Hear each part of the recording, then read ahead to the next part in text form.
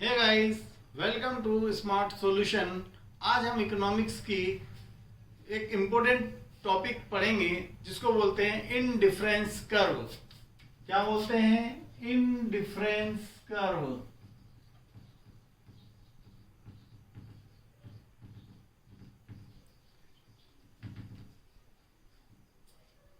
Indifference curve कहते हैं।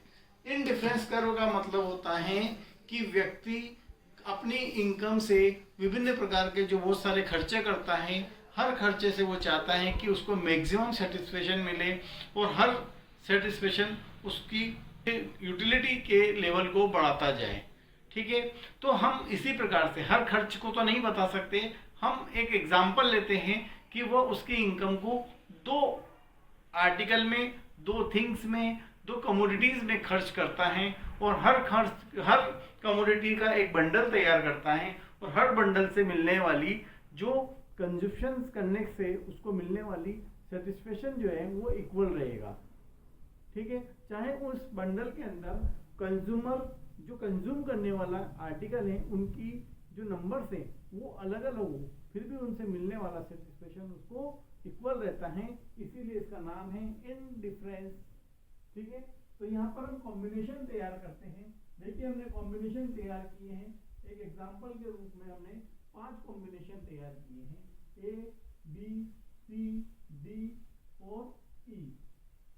यहाँ पर हमने 2 आर्टिकल ले लिए हैं। एक ले लिया एप्पल, जिसकी हमने थिंग्स तैयार किए 1, 2, 3, 4, 5। ये हमने एप्पल का ले लिया। इसी प्रकार से हमने मैंगो का ले लिया दूसरा हमने, और इसके लिए जो थिंग्स हमने ली है वो है 15, 9, 6, 3 और 0। ये हमने कॉम्बिनेशन तैयार किया है।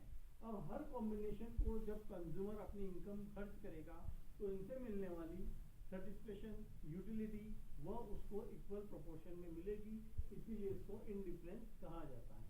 अब वो चाहे तो अकेला एप्पल भी ले सकता है, मैंगो को छोड़ सकता है, अकेला मैंगो को भी ले सकता है, एप्पल को छोड़ सकता है, और वह चाहे तो दोनों को लेकर एक बंडल तैयार किया उसने, एक सेट तैयार किया है, ए सेट, बी सेट, सी सेट, डी सेट, इस प्रकार से। और जब हम इसको ग्राफ पे दिखाएंगे तो देखो इस प्रकार से ग्राफ बनेगा। ये ग्राफ ये है y एक्सिस 0 और x एक्सिस।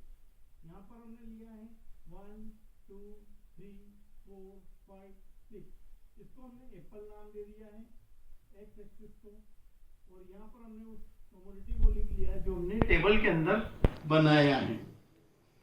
फिर यहाँ पर हम जो है कमोडिटी तैयार करते हैं 3, 6, 9, 12, 15 और 18। यहाँ पर और यहाँ पर जब भी आप कमोडिटी लिखेंगे, नंबर लिखेंगे, वो इक्वल प्रोपोर्शन में होना चाहिए, न तो कम ज्यादा। या टेबल में कम ज्यादा है तो ऐसा नहीं कि यहाँ पे आप कम ज्यादा लिखें। जैसे अब हमने एक कॉम्बिनेशन तैयार किया ए का, तो उसमें क्या लिखा हुआ है 15 प्लस 1 का कॉम्बिनेशन दिया है एप्पल और मैंगो का। तो यहाँ पर फर्स्ट कॉम्बिनेशन में 15 मैंगो है और 1 एप्पल है। दूसरे कॉम्बिनेशन में दिया है 9 मैंगो है और 2 एप्पल है। फिर सी में 6 और 3 का कॉम्बिनेशन तैयार किया है। फिर 4 और 3 का कॉम्बिनेशन तैयार किया है और ये 0। और इन सब कॉम्बिनेशन का जब हमने ग्राफ पे बनाया है, इन सब ग्राफ को मिलाते हुए, इन सब के पॉइंट को मिलाते हुए एक लाइन बनाएंगे जिसको हम कर्व कहते हैं।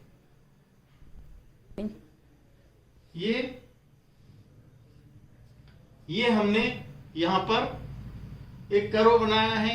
ये कर्व का जो शेप आया है वो कॉन्वेक्स शेप कहलाता है। क्या कहलाता है? कॉन्वेक्स शेप कहलाता है, और इसको हम बोलते हैं आईसी नाम देते हैं।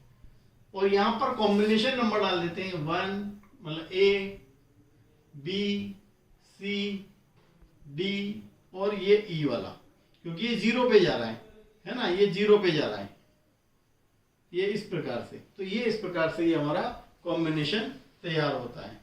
ठीक है बच्चों, तो यह हमारा इनडिफरेंस मैप है, मतलब इनडिफरेंस कर्व है, जिसको हमने एक टेबल के द्वारा और एक कर्व के द्वारा ग्राफिकल रिप्रेजेंटेशन जब भी कर्व आए आपको ध्यान रखना है, ग्राफ बनाना पड़ता है क्योंकि कर्व जो है ग्राफ पर ही दिखाया जाता है। तो हमने ये जो इंडिफरेंस कर्व के बारे में एक टेबल बनाई और एक ग्राफ बनाकर इसको सॉल्व किया है। और भी कोई डाउट्स हो आपको तो हमें कमेंट्स के द्वारा बताएं और हम उस डाउट को सॉल्व करेंगे। Thank you.